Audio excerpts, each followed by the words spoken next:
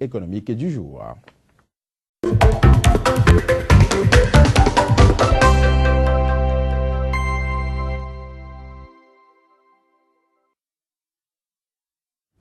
Merci de prendre une fois encore le rendez-vous de l'économie sur SICA. Mesdames, Messieurs, voici le sommaire. Au Malawi, la malnutrition infantile coûte très cher à l'économie locale, la privant d'environ 10% du PIB.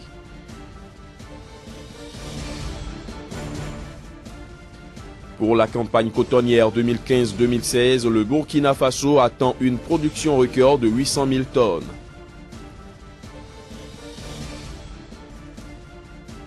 En Côte d'Ivoire, la Confédération générale des entreprises principales syndicats patronales a lancé un indice de performance du secteur privé. C'était là les principaux titres à développer dans ce journal de l'économie, mesdames, messieurs. Bienvenue à tous.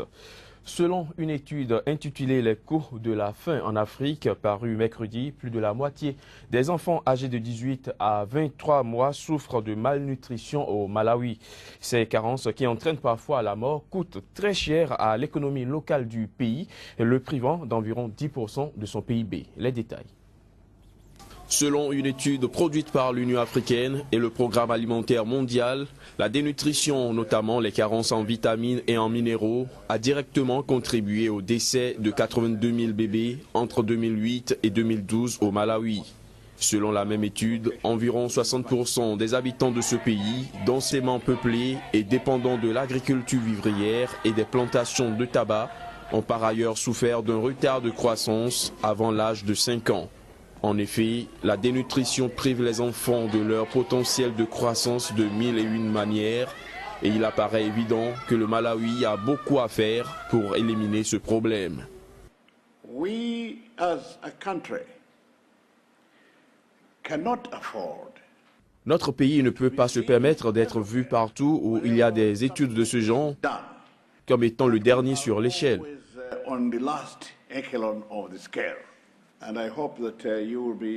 Étant donné que nous disposons des mêmes ressources que nos collègues, nous devons doubler nos efforts pour nous assurer d'être excellents là où il nous est possible de l'être.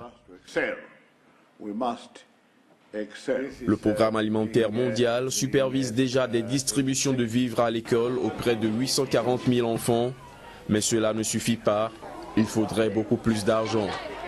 Le PAM va poursuivre son engagement d'excellence, de soutien et de collaboration avec le gouvernement et nos partenaires sur la réponse humanitaire, mais aussi le travail dans le domaine du développement par rapport à l'alimentation et la sécurité nutritionnelle.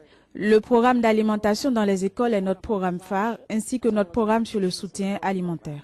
Intitulé « Les coûts de la faim en Afrique », l'étude appelle les autorités à prendre des mesures pour diminuer radicalement la dénutrition d'ici 10 à 15 ans, notamment en décentralisant les fonds et en les coordonnant mieux. D'abord, il faut passer d'un engagement verbal simple à une vraie implémentation des bonnes stratégies. Deuxièmement, il faut avoir les données qui nous permettent de surveiller et de suivre les progrès. Et troisièmement, nous devons nous assurer qu'un montant correct du budget est attribué. En 2011, quelques 165 millions d'enfants dans le monde souffraient d'un retard de croissance, selon une statistique de l'Organisation mondiale de la santé.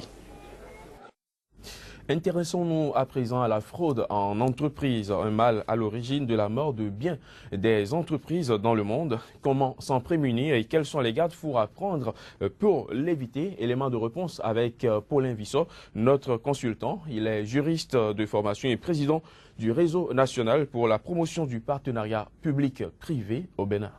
La fraude fait indiscutablement partie des éléments qui contribuent à la mort subite des entreprises. En dehors des impayés, certaines études ont montré que la fraude vient en deuxième position des causes qui conduisent très souvent à la disparition des entreprises parce que lorsque les dispositions au plan interne ne sont pas prises, bien évidemment, les employés en profitent pour se mettre plein la poche et, conséquence, les chefs d'entreprise finissent par se voir par la suite sur les carreaux. Alors, quelles sont les stratégies qu'il faut mettre en place pour éviter cela?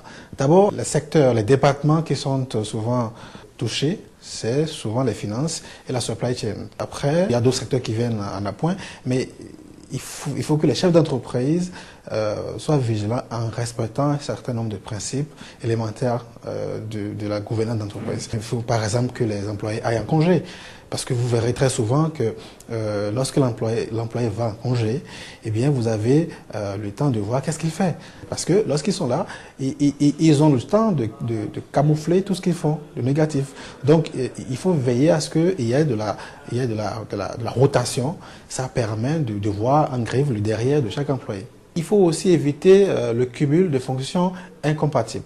Parce que lorsque la même personne cumule des fonctions manifestement incompatibles, il a le temps d'assurer un montage efficace à la fraude pour camoufler, pour empêcher qu'on aperçoive les signaux précurseurs qui auraient pu déclencher un contrôle. Il faut suivre de façon systématique ces prestataires qui sont payés régulièrement au sein de l'entreprise. Parce que très souvent, qu'est-ce qui se passe? Il y a des employés qui sont au sein de l'entreprise, mais qui sont en réalité des sous-marins. C'est-à-dire qu'ils montent par personne interposée des structures qui viennent prester avec l'entreprise, et vous allez constater très généralement que il y a certaines entreprises dont les factures, le règlement des factures sont faits avec une certaine célérité suspecte. Donc voilà autant de garde-fous qu'il faut prendre pour pouvoir assurer la survie de l'entreprise, parce que lorsqu'on crée une entreprise, c'est pas pour la voir disparaître quelques jours ou quelques mois plus tard. Le reste de l'actualité économique sur le continent africain en bref, c'est à travers ce tour d'horizon que nous propose Génial Afouda. 450 millions de dollars, c'est le montant que la Banque africaine de développement s'apprête à accorder à la Tunisie au cours de l'année 2015. Ce financement de la BAD permettra de financer des projets de développement régional, de création d'emplois ainsi que des projets liés au secteur de l'agriculture et des hydrocarbures en Tunisie. Pour la campagne cotonnière 2015-2016, le Burkina Faso attend une production record de 800 000 tonnes. Étant dans un contexte marqué par la baisse mondiale des cours du coton, le gouvernement burkinabé a pris les devants pour sécuriser la production en augmentant le prix d'achat du kilo de coton de 10 francs CFA, atteignant 235 francs CFA pour le coton graine premier choix et 210 francs CFA pour le second choix. Toutefois, la subvention globale à la filière connaît une légère baisse à 7 milliards de francs CFA contre 9,23 milliards de francs CFA lors de la précédente campagne. Précisons que la filière cotonnière fait vivre au moins 3 millions de paysans au Burkina Faso. La Bourse régionale des valeurs mobilières s'est associée à l'opérateur téléphonique MTN pour lancer un service d'information boursière disponible par SMS. Intitulé InfoBRVM, ce nouveau service servira à diffuser la culture boursière au sein des États membres de l'espace UEMOA.